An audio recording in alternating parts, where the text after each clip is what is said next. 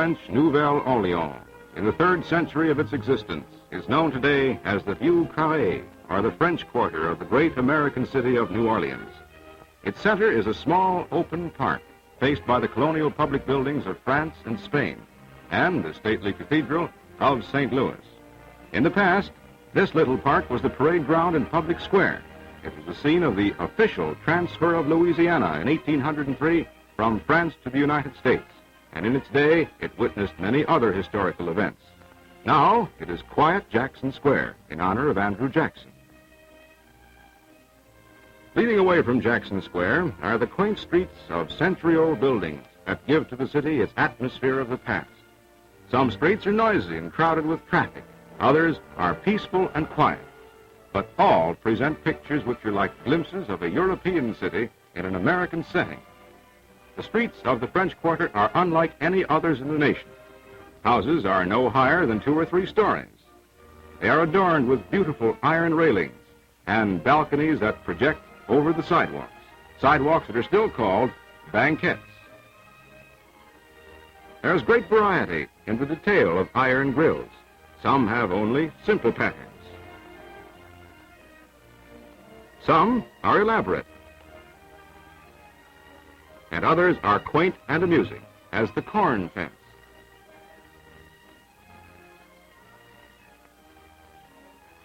Street lamps are in keeping with the architecture of the old city, and street signs are reminders that French, as well as English, is still spoken in New Orleans.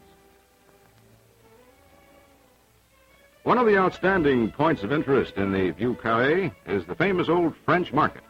The market was founded in 1791, in the days when much of the trading was done with Indians. The broad columns and the heavy slate roof form cool, shady arcades, and from them come the products that go into those famous Creole dishes, which have won for the city its worldwide reputation for fine food.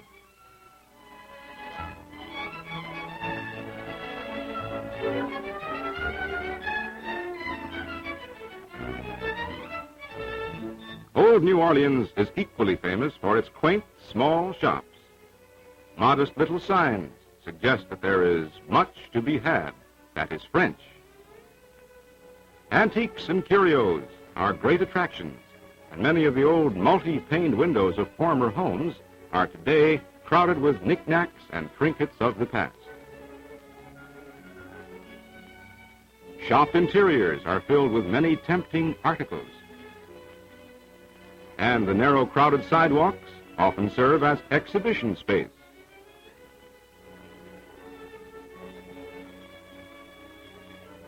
Old New Orleans is a great tourist city, and visitors are always to be found in the Vieux Carré, listening intently as guides point out famous spots and old world scenes that have known more than 2 centuries of history. Pirates' Alley has been the subject for many artists. The Cabildo was the seat of Spanish rule during the 40 years that Louisiana belonged to Spain. Madame John's Legacy, the oldest house in the city, the oldest building in the Mississippi Valley. And Lafitte's blacksmith shop, where the famous pirate and his brother posed as respectable citizens. The old double fireplace continues in use today. The Ursuline Convent, more than 200 years old, is best remembered as the home of the young women that were sent from France to become the wives of colonists. Golden-voiced Adelina Patti lived here, and from the balcony often sang to the people of New Orleans. Maspero's Exchange was a slave market in the past. The Warrington House was once residence of Louis Philippe, the last king of France. Legend tells that this house was to have been the refuge of Napoleon after his expected escape from St. Helena. His would-be rescuers planned the bold enterprise in the old Absinthe House.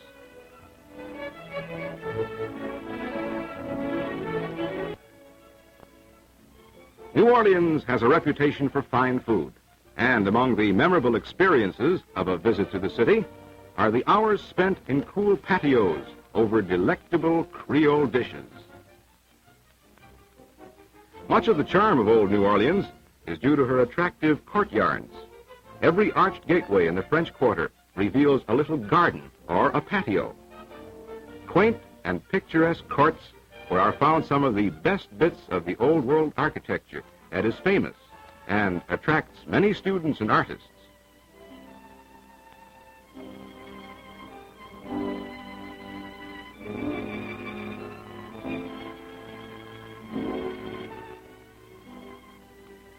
And no matter how small the patio, there's always space for flowers and shrubs.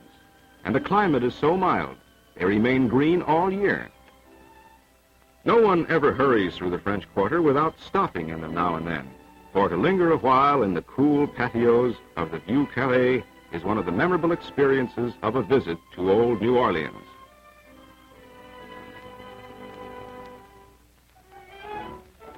It is like coming out of the past into the present when you enter broad Canal Street, the splendid avenue which separates the quaint old city from the thriving modern metropolis. As its name suggests, it was once a canal, but today it is the widest business thoroughfare in the United States. Canal Street is often called the gay white way of the South. It is the center from which all activity of New Orleans radiates. There passes through it a constant stream of busy traffic. Its sidewalks are always crowded with an endless throng of hurrying pedestrians. Activity and the canyon-like streets in the financial district are reminders that New Orleans is one of the great commercial centers and ports of the nation. It is also a city of quaint contrasts, where hand-wrought grills and balconies of the past frame towers and skyscrapers of the present. Its structures of steel and concrete are in keeping with the industrial and commercial developments that have made New Orleans the largest city of the South. The beautiful columned City Hall has seen nearly 100 years of civic service. Another classic building is dedicated to a different service.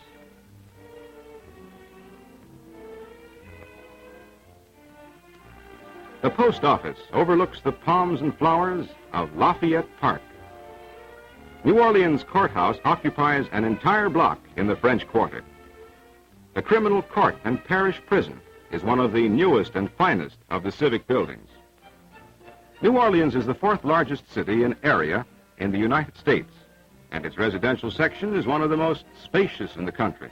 The streets are all lined with trees, and many of them are like long tunnels of green. Avenues have parked centers. The city of New Orleans is below the level of the Mississippi, but enormous culverts beneath the boulevards and pumping stations keep the streets dry. One of the old commercial canals is Bayou St. John, now an attractive recreational waterway where many sturdy old plantation homes of early colonial times still stand. Quaint houses on the levee recall the early steamboat era of the Mississippi. It is claimed there are 10,000 beautiful homes in New Orleans. Newer ones are generally small and present varieties in architecture. But the old ones are all large, and mostly in the classic style that is renowned as the typical colonial mansion of the Old South.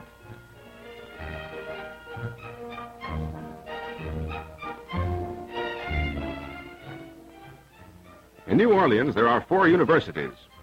Tulane, the largest, with 93 acres of campus and dozens of buildings, is one of the most famous colleges of the South and is the home of the celebrated Sugar Bowl game. The smallest university is Dillard, opened in 1935. It is one of the 2 in the city for Negroes.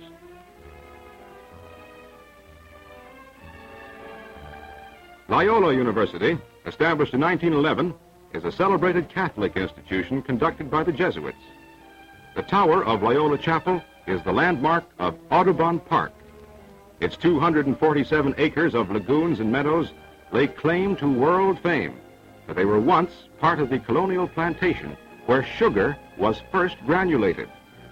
There are 66 other parks in New Orleans. New Orleans is situated within a great bend of the Mississippi River, and its fertile alluvial soil and mild semi-tropical climate combine to produce these very lovely parks.